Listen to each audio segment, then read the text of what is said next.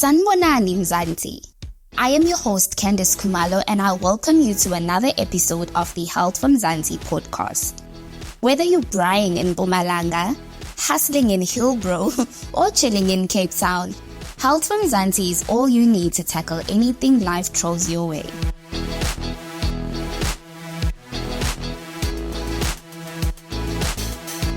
So we all know mental health can impact our mood and energy levels, but how exactly does it affect our sexual well-being?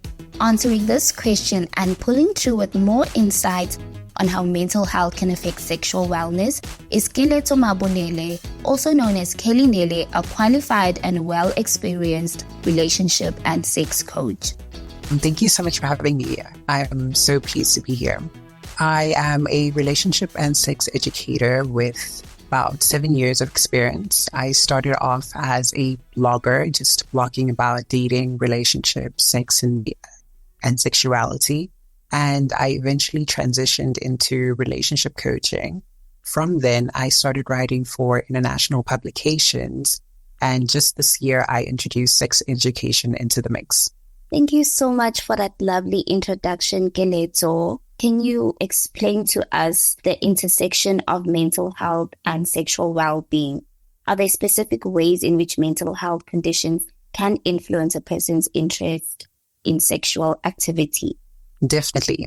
Within the mental health field, there is something that's often spoken about, which is called the mind-body connection. So what that essentially means is that the mind and the body shouldn't be thought of as two separate entities, but rather as a connected system where the mind influences the body and vice versa. So when it comes to sexual health specifically, mental health issues have a way of affecting a person's interest, their libido, their self-esteem, and even things like performance anxiety, which all stem from issues such as anxiety, depression, or PTSD. Or can you just touch on how these issues then tend to manifest in a relationship? So within a relationship specifically, like I said, the issues that I mentioned prior, like a lack of interest or low libido, low self-esteem, all of these things contribute to a partner no longer wanting to engage in sexual activity. Or even if they do engage in sexual activity, you find that they engage in something which is called spectatoring, which is when they focus on their flaws or project how they think their partner is experiencing their body. And it can even lead to issues such as erectile dysfunction. All of these things collectively then contribute to the disconnection within the relationship and the conflict that then ensues. So Keletso, building on what you just said, I'm curious to know if these changes in sexual well-being due to mental health issues can then worsen the mental health condition itself. It definitely can to a degree. What often happens is that because they're aware of their lack of interest in engaging in sex, that then puts more pressure on them to perform for the sake of performing.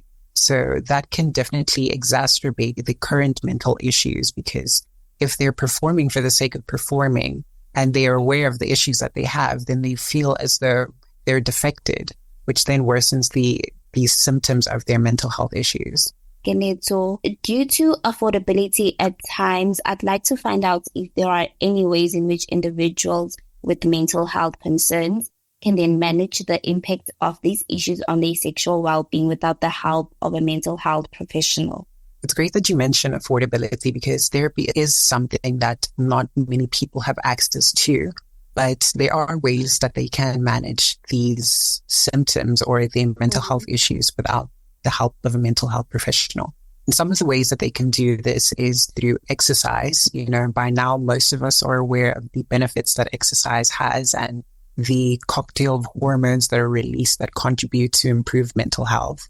Some other things that people can do is to prioritize sleep to manage stress, whether that's quitting a job or letting go of a toxic relationship, etc. And they can also do things like meditation and prioritizing pleasure, in the form of going out with friends, or even masturbation itself, which also releases its own cocktail of hormones that can improve a person's mood and mental health.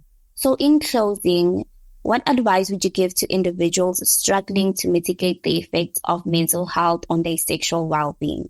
At the end of the day, the best thing anyone can do is to see a mental health professional, which again is a luxury.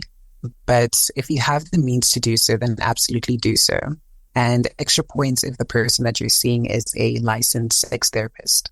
Thank you for joining this week's episode of the Health from Zanzi podcast. To find out more about being the healthiest version of yourself, visit healthfromzansi.co.za. Or you can send us an email to hello@healthfromzansi.co.za. This is the Health from Zanzi podcast, and your ears are always invited.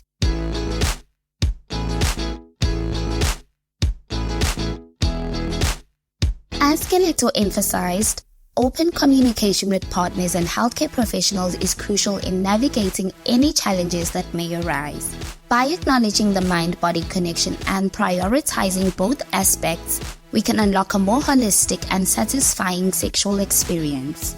Stay healthy and fancy.